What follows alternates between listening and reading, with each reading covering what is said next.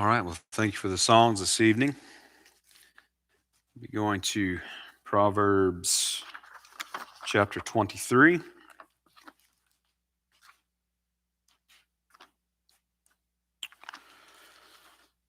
This is our 12th study here in Proverbs. This one is entitled Moneywise. Proverbs chapter 23, verse number 5 reads, "Wilt thou set thine eyes upon that which is not? For riches certainly make themselves wings. They fly away as an eagle toward heaven."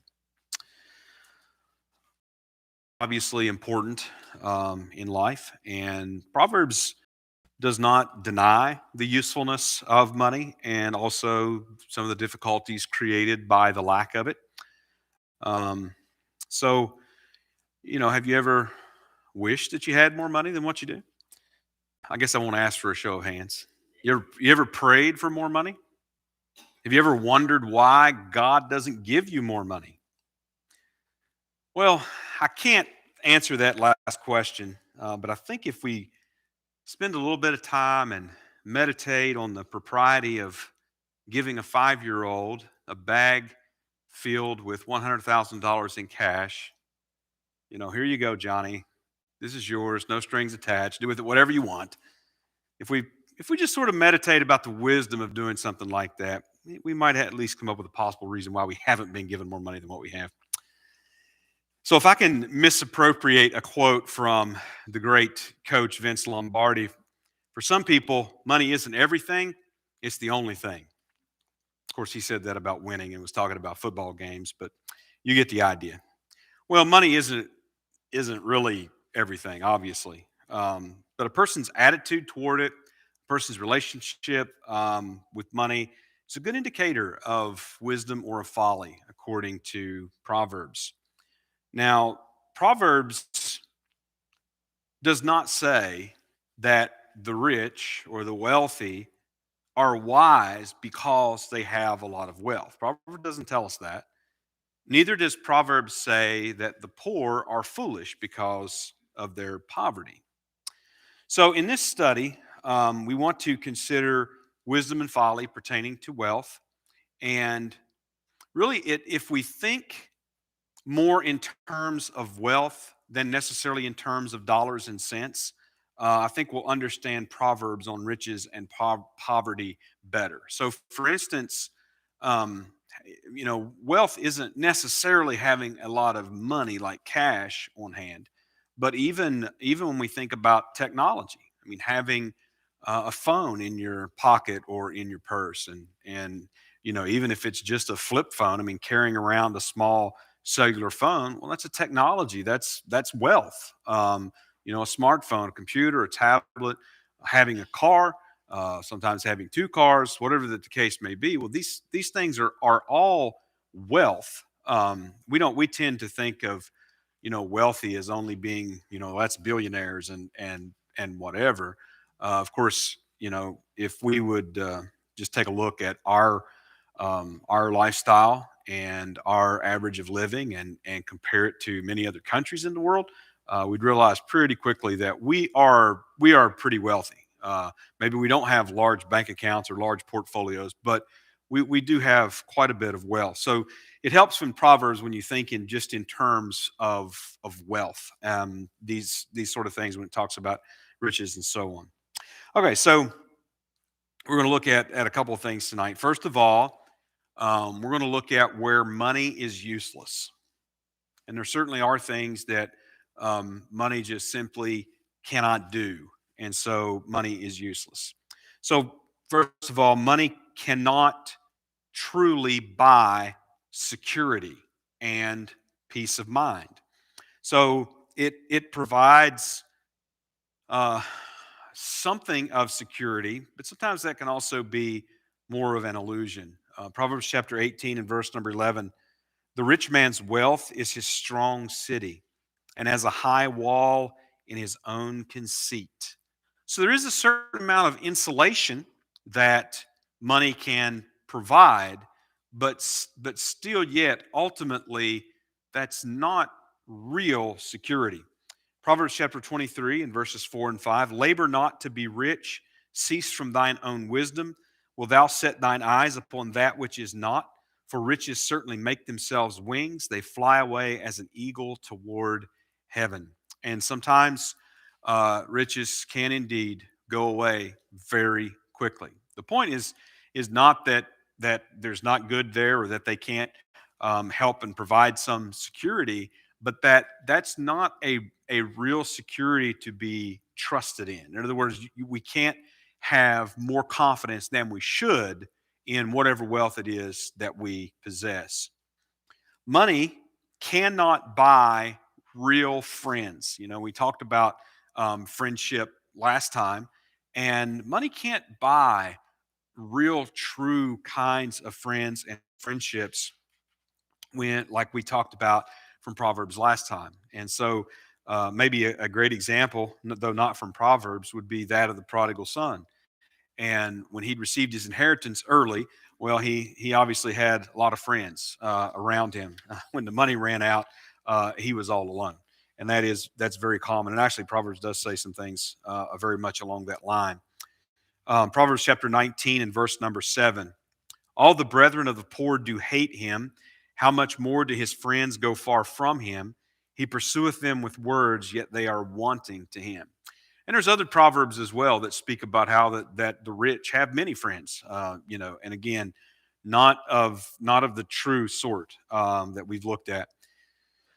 Also, money cannot buy wisdom.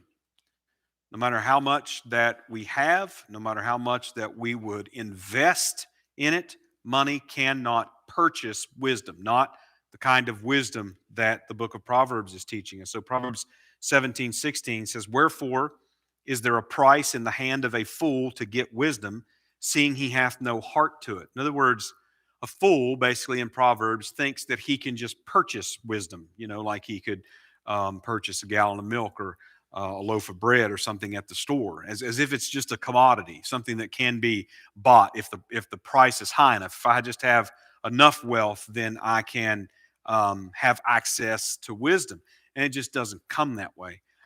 So a fool thinks that he can purchase wisdom, but it cannot be bought. Money also cannot buy pardon from true justice. Now, we know very well how corrupt the justice systems of the world are. And we know how very well that the very wealthy oftentimes have a different set of rules applied to them than the rest of what you might consider normal people. And that money can grease palms and it can open doors and it can do a lot of things. But when it comes to true justice that is going to be served, money is of no use whatsoever. So Proverbs chapter 11, verse number 4, riches profit not in the day of wrath, but righteousness delivereth from death.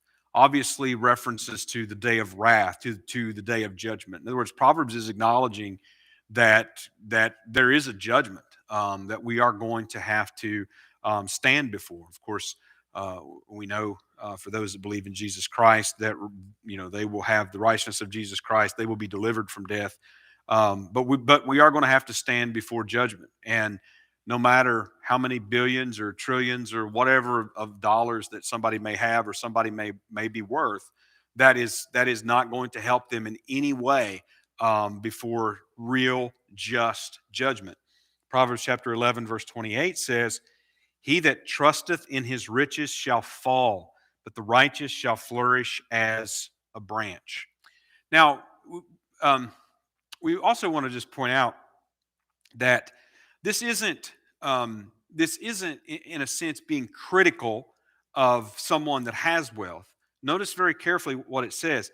He that trusts in his riches, he's going to fall. In other words, that the person that puts their confidence there, the person that's where their trust is, that's where their hope lies, well, ultimately, those riches are going to fail you because, as the famous old saying goes, you can't take it with you. So those riches are going to fail you. And there is a judgment one day, and real justice that is going to be served, and whatever riches were accrued on this earth will benefit nothing. Also, money ultimately cannot satisfy because there will never be enough of it. And so of course, this goes very well right along with the book of Ecclesiastes. It's something of this earth that if you set your heart on, and that this is the object of your desire, and this is the object of your pursuit, and this is where your time and your energy and everything is being spent, what you will find is that there will never be enough of it. Proverbs 27:20, hell and destruction are never full, so the eyes of man are never satisfied. Proverbs chapter 30, verses 15 and 16. The horse leech hath two daughters, crying, give, give. There are three things that are never satisfied, yea, four things that say not, it is enough: the grave, and the barren womb, and the earth that is not filled with water, and the fire that saith not, it is enough. In other words, lust for riches is insatiable. And I think it's Ecclesiastes uh, chapter 5, somewhere along there, that there's a saying there that whoever, he who loves silver will not be satisfied with silver. So ultimately, money cannot satisfy. There's just never going to be enough of it if that is the object of our pursuits. And also, money is useless because, in this sense, that money cannot determine a person's spiritual state. All right, so a person can be poor, and they can be poor for a host of reasons. They can be poor because of folly. That's absolutely true, like laziness and poor decisions and things like that. It's absolutely true. But people can also be in poverty because of injustice. People can be in poverty because of oppression. People can be in poverty because they've actually chosen honesty rather than to profit from dishonesty. So there's a lot of ways that people can be poor. So Proverbs chapter 13, verse 23 says, "Much food is in the tillage of the poor, but there is that is destroyed for want of judgment," or justice, a word for judgment there, which means a verdict. So, in other words, through injustice, and this could be through the oppression of confiscation of lands, and some of those things are actually addressed in Proverbs as well. So, lands being seized, profits being seized. But there's all sorts of ways that these things can happen. Proverbs chapter 22, verses 22 and 23. Rob not the poor because he is poor, neither oppress the afflicted in the gate, for the Lord will plead their cause and spoil the soul of those that spoiled them. Proverbs chapter 19, verse 22. The desire of a man is his kindness, and a poor man is better than a liar. So there can be a number of different reasons for why a person may be poor, and none of those, some of those can be because of folly. Some of those are not because of any folly on their part. And simply having or not having money is just no indication of a person's spiritual state. Even in the New Testament, when Paul was writing to Timothy and talked about how the love of money was the root of all evil. And there again, you have to pay attention. It's the love, it's the lust for money that's the root of all evil, not just money in and of itself. Really, when you think about it, money is nothing more than a tool. It's something that can be used. It can be used in good ways and accomplish good things, and it can be used in bad ways and what have you. But whenever anyone lusts after it, then obviously that is not going to end well. But once again, money cannot, you can't purchase a higher spiritual state. You can't purchase a state of righteousness. You can't purchase a state of integrity and such. So these are several things where money's really just of no use. Money cannot buy these things. And next, we want to look at what Proverbs talks about that is better than money. What is better than money? So, money is obviously not the end all of everything. And wisdom does teach that there are some things that are better, there are some things that are more important than having wealth. So, for one, it's better to be a good person, a wise person, as Proverbs would describe it, than necessarily having a lot of wealth. So, for instance, it would be better to be kind and honest. Proverbs chapter 19, verse 22. The desire of a man is his kindness, and a poor man is better than a liar. Proverbs 18, verse 23. The poor useth entreaties, but the rich answereth roughly. So again, it would be better to be a kind person, an honest person, though poor, than it would be to be the opposite of that with a lot of wealth. It's better to actually have a good name, which means a good reputation, to be known as honest and all of these good qualities. So Proverbs chapter 22 and verse number 1, a good name is rather to be chosen than great riches, and loving favor rather than silver and gold. Proverbs chapter 19 and verse 1, better is the poor that walketh in his integrity than he that is perverse in his lips and is a fool. Proverbs chapter 16 and verse number 8, better is a little with righteousness than great revenues without right. There's a lot of these better than statements in the book of Proverbs. So that would be a good name, having integrity, having a good reputation.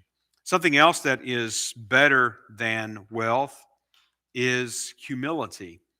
So Proverbs chapter 12 and verse number 9, he that is despised and hath a servant is better than he that honoreth himself and lacketh bread. Proverbs chapter 16, verses 18 and 19. Pride goeth before destruction, and a haughty spirit before a fall. Better it is to be of an humble spirit with the lowly than to divide the spoil with the proud. So you notice those verses sort of kind of turn things around a little bit. Like, so there in Proverbs 12, he said that being despised, but yet having a servant. In other words, um, being a person that is is not celebrated, is not popular, or whatever the case may be, but nevertheless having some wealth is better than someone that honors himself and lacks bread. In other words, someone who essentially is poor, you could say, but impersonates a rich person, sort of in their pride tries to present themselves that way. And then, of course, we have the warnings against pride in Proverbs chapter 16, and being of a humble spirit with the lowly than dividing the spoil with the proud. So better to be have that true humility, even though you are among the low classes, than it would be to be dividing that spoil. To be in the higher classes with the proud, and to have pride. Also, it is better to have a happy home and a loving family than it is to have riches without those things. So, Proverbs chapter 15 and verse number 17, better is a dinner of herbs where love is than a stalled ox and hatred therewith. Proverbs chapter 15 and verse 27, he that is greedy of gain troubleth his own house, but he that hateth gifts shall live. Proverbs chapter 17 and verse number 1. Better is a dry morsel and quietness therewith than a house full of sacrifices with strife. So again, we get that picture that having a loving family, having a happy home is far better than having the stalled ox and the full of the house full of wealth, but nevertheless having strife, having hatred, having family that's continually in conflict and devoid of love and all of those sort of things. It's far better, we are told, to have that than it is to have wealth. And ultimately, Proverbs teaches us that it is better to have wisdom than riches. So, Proverbs chapter 8, verses 10 and 11. Receive my instruction and not silver, and knowledge rather than choice gold. For wisdom is better than rubies, and all the things that may be desired are not to be compared to it. Proverbs chapter 16 and verse 16. How much better is it to get wisdom than gold, and to get understanding rather to be chosen than silver? So when you're talking about things that are better than having riches, and we look at some of these better than statements and sayings in Proverbs, well, we don't want to make the mistake of thinking that Proverbs is making these things mutually exclusive. In other words, that you can't possibly have a happy home and a loving family and have wealth at the same time. You can. Proverbs is not saying that you can't. But Proverbs would be more pointing toward those that have chosen the wealth rather than the happy home and the loving family. Those that have chosen wealth and the pursuit of wealth rather than wisdom and so on. So when we look at these better than statements, essentially what Proverbs is going to come down and say is that it is far better to have wisdom, even if that means you're poor, than it is to have riches and be a fool. It's far better. Now, that doesn't mean that you can't have poverty and be a fool, and it doesn't mean that you can't have riches and have wisdom. You can. But Proverbs is talking about those things in terms of the choice, and those things in terms of the result or the consequence. What is it that we are pursuing, and what is it that we are choosing one over the other? So if that is the choice, then wisdom is far better, and these things are far better than to choose than riches. So this is what is more important to strive after. In other words, that's sort of the underlying, that wisdom is far better for us to pursue and us to seek and us to strive after than for riches. So as we think about what Proverbs has to say about money, and we're going to look at some more in our next lesson too, because there are some more things to talk about in terms of money. There's actually quite a bit in Proverbs on the subject, and again, it's one of those areas that can be a good indicator of wisdom or folly, how we relate to these things. So, generally speaking, wisdom in Proverbs teaches that hard work and wise decisions and faithful stewardship will generally be rewarded. So, I mean, wisdom does teach us that. So, if we are diligent, if we are wise in our management and our decisions, we're faithful in our stewardship, and we're going to talk about things that we ought to do with money and all that kind of stuff from Proverbs. Not tonight, but we will get to those other things. What I'm saying is that Proverbs does teach us that generally, that to be diligent and wise and faithful generally will be rewarded. It also teaches generally, on the other hand, so to be slack, to be lazy, to be slothful in our work, to be poor at management of our finances, and to be unfaithful in our stewardship of those things are also going to tend to poverty. All right, so Proverbs does present us with that picture, but here's what Proverbs never tells us to do. Proverbs never tells us to pursue after riches. Never tells us to pursue that. It does tell us some ways, again, that diligence and wise decision and faithful stewardship. It does tell us that these are some things that generally tend to be rewarded and to lead to wealth. but it never tells us to pursue that. So, what Proverbs tells us rather is to pursue wisdom, to pursue it, to seek it. So, let's just look at some of those verses. Proverbs chapter 23, verses 4 and 5. Labor not to be rich, cease from thine own wisdom. Wilt thou set thine eyes upon that which is not? For riches certainly make themselves wings, they fly away as an eagle toward heaven. Now, obviously, this sounds very similar to what Jesus talked about in Matthew chapter number 6 about laying up treasure in heaven and comparing that with treasure on earth. Treasure that's laid up on earth, he said the moth corrupts it, the rust corrupts it, thieves break through and steal it.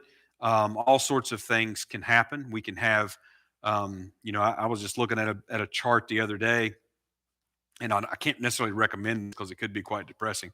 But I was looking at a chart the other day with just showing inflation, and so you're looking at all these years, and it went way back, the early part of the 20th century up to today, and like I like the earlier part of the 1900s, $20, 20 US dollars was equivalent in purchasing power to almost $600 today. Almost $600 today. And those things are hard, and you go back maybe into the early 2000s or into the 90s, and it was about half, so it's like 300 and some dollars is equivalent to almost $600 and things today. And those things are kind of depressing.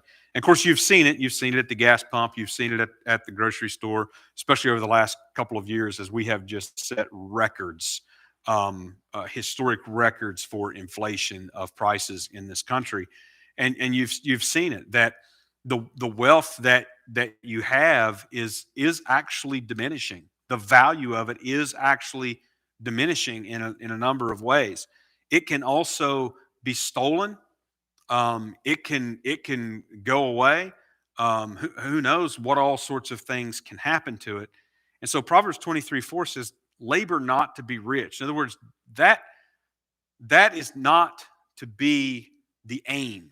That's not to be the goal. That's not what it is that we're striving for and that we are, expending ourselves toward. So cease from thine own wisdom and don't set your eyes, don't set your heart upon these things that can lose their value, that can, they can be stolen. There's various ways that they can go away. Things can happen. Of course, one of the famous Solomon sayings is that when riches are increased, so are the number of mouths that are going to be eating it. So it tends to attract those that are going to be feasting off of it as well. Proverbs chapter 28, verse 22.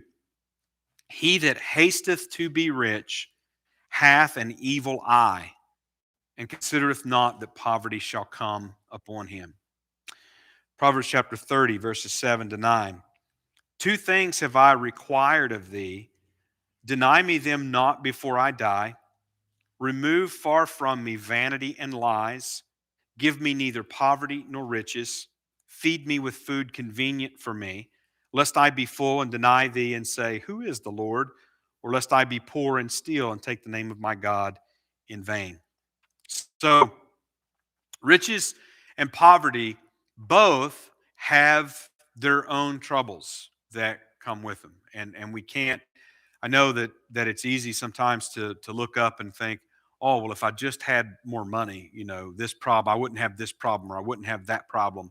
And, all these things would go away, and maybe life would be so much better, and all of these kind of things. And it's just not necessarily true.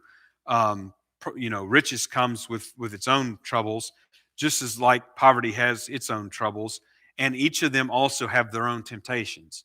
And this prayer of Agur here in Proverbs chapter 30 touches on those temptations, and says, praying to God, saying, give me neither poverty nor riches. Sustain me. Give me my daily bread. Give me what is sufficient for me, and give me contentment and help me to be satisfied, lest I be full and deny thee.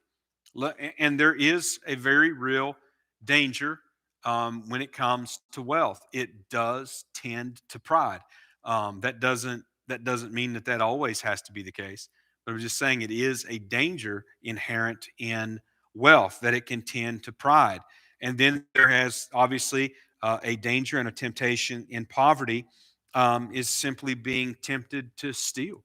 And if you've ever been in very difficult financial straits, then you understand how that kind of a temptation can be very real. Just a temptation to cut a corner here and to just to get some relief of the pressure. It can be very real. So these are the these this is the this is the prayer. And again, Proverbs doesn't teach us to seek after wealth.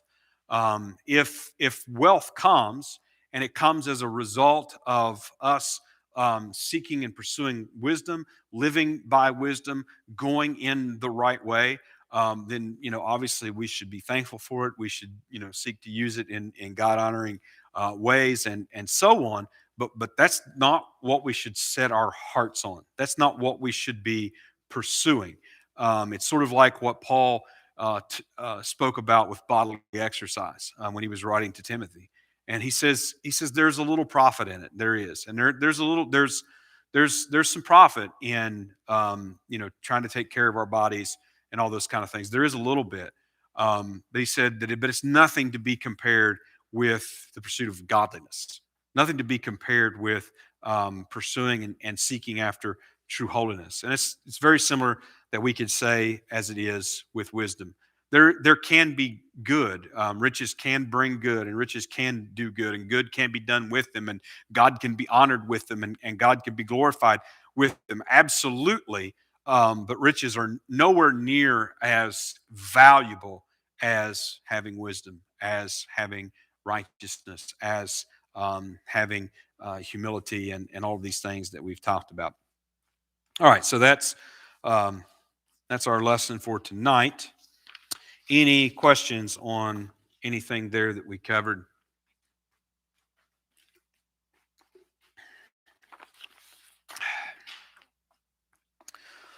All right, we'll have a word of prayer and we'll be dismissed.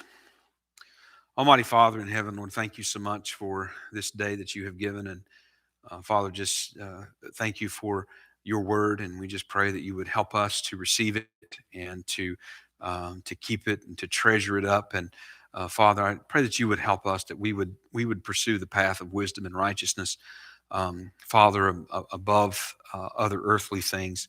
Father, I do pray that you'd be with those that were mentioned tonight, weren't able to be with us, and others on the prayer request list we've been praying for, and just pray, continue, Father, that you would have your hand upon them, and just praying for grace and mercy in all of these instances.